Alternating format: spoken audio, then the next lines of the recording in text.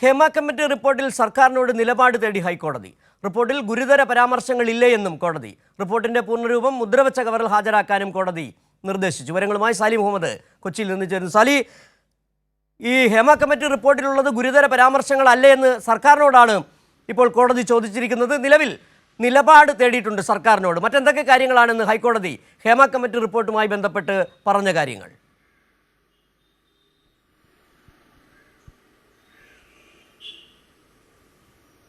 അതായത് ഈ Hema committee report പറഞ്ഞിരിക്കുന്ന സംഭവങ്ങളിലെ പ്രതികൾ, അതായത് കുറ്റാരോപിതർക്കെതിരെ ക്രിമിനൽ കേസ് എടുക്കണം എന്നാവശ്യപ്പെട്ടുള്ള പൊതു താൽപ്പര്യ ഹർജിയിലാണ് ആക്ടിംഗ് ചീഫ് ജസ്റ്റിസ് അടങ്ങുന്ന ഡിവിഷൻ ബെഞ്ച് ഒരു ഇടക്കാല ഉത്തരവ് പുറപ്പെടുവിച്ചത്. ആ ഇടക്കാല ഉത്തരവിൻ്റെ പ്രധാന മർമ്മം ഇങ്ങനെയാണ്: ഇതിൽ സർക്കാർ നിലപാട് അറിയിക്കണം. ഇതിൽ കേസെടുക്കുക തുടങ്ങിയ കാര്യങ്ങൾ സാധ്യമാണോ എന്ന് സംബന്ധിച്ച് സർക്കാർ അതിൻ്റെ നിയമവശം പരിശോധിച്ച് കോടതിയിൽ ഒരു സത്യവാങ്മൂലമായി സമർപ്പിക്കണം.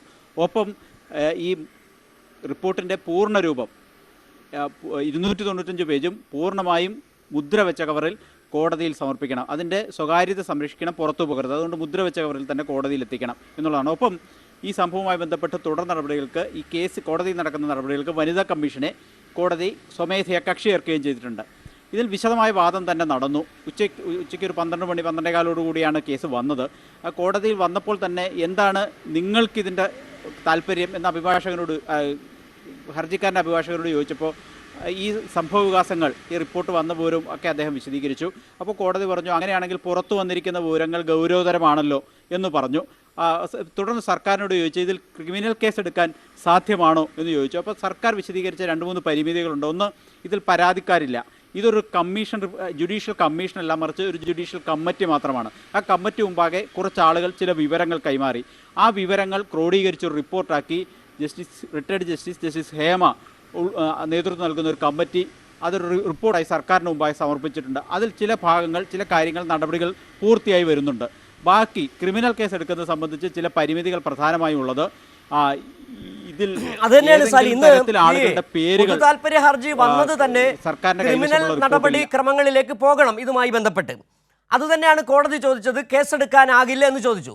സർക്കാർ കൃത്യമായ മറുപടി പറഞ്ഞു, ഇക്കാര്യത്തിൽ നിയമപരമായ തടസ്സങ്ങളുണ്ട് എന്ന് തന്നെ പറഞ്ഞു. പക്ഷേ അതോടൊപ്പം തന്നെ സർക്കാർ AG പറഞ്ഞ കാര്യങ്ങളിൽ പ്രധാനപ്പെട്ട ഒന്ന്, ഇക്കാര്യവുമായി ബന്ധപ്പെട്ട് ആരെങ്കിലും പരാതിയുമായി വന്നു കഴിഞ്ഞാൽ കേസെടുക്കും എന്ന് ഇന്ന് സർക്കാർ കോടതിയിൽ പറയുകയും ചെയ്തിട്ടുണ്ടല്ലോ.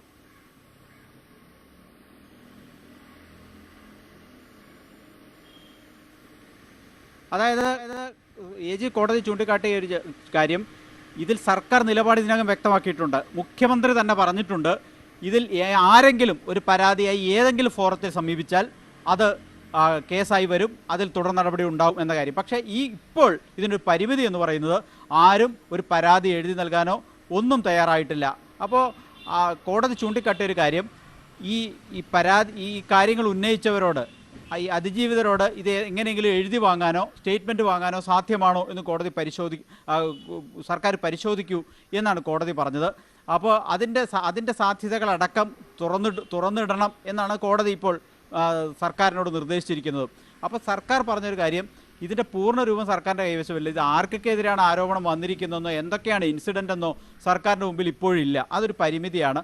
അപ്പോഴാണ് കോടതി പറഞ്ഞത്, അങ്ങനെയാണെങ്കിൽ ഈ റിപ്പോർട്ട് പൂർണ്ണമായി ഇങ്ങോട്ട് കൊണ്ടുവരും, മുദ്രവെച്ച കവറിൽ കോടതിയിൽ സമർപ്പിക്കൂ, കോടതി അത് പരിശോധിക്കട്ടെ എന്നുള്ളതാണ്. അപ്പോൾ വനിതാ കമ്മീഷനെ കക്ഷി ചേർക്കുകയും ചെയ്തിട്ടുണ്ട്.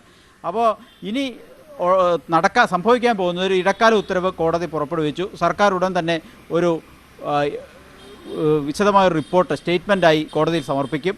അതിൽ സർക്കാരിന് എന്താണ് ഇതിൽ ചെയ്യാൻ കഴിയുക എന്നത് സർക്കാർ വിശദമായി തന്നെ പറയും. സർക്കാരിൻ്റെ പരിമിതി സർക്കാർ കുറച്ച് ദിവസങ്ങളായി ഇക്കാര്യത്തിൽ പറയുന്നത്, ഇതിൽ പരാതിയില്ല എന്നുള്ളതാണ്. അതിൽ പരാതി ഇല്ലാതെ കേസെടുക്കുക സാധ്യമല്ല. കാരണം ഈ അതിജീവിതർ ഇക്കാര്യത്തിൽ നിലപാടുമായി അല്ലെങ്കിൽ ഈ സമീപനവുമായി മുന്നോട്ട് പോയി.